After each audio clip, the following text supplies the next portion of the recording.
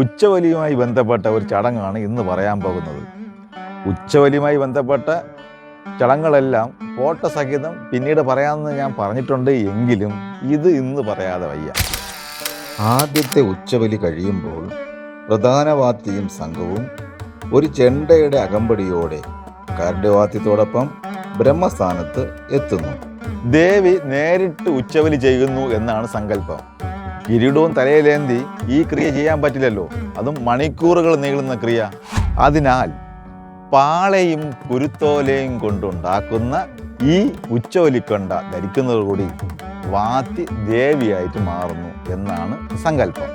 ഉച്ചബലിക്ക് ശേഷം ആദ്യത്തെ ഈ ഉച്ചബലിക്കൊണ്ട സമർപ്പിക്കുന്നത് ബ്രഹ്മസ്ഥാനത്താണ്. ആ ചടങ്ങാണ് ഈ വെളുപ്പാങ്കാലത്ത് നടക്കുവാൻ പോകുന്നത്. ആദ്യത്തെ ഒഴുവലി.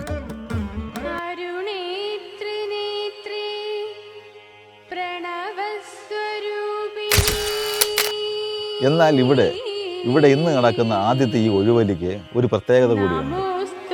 അതേപ്പറ്റി നാളെ.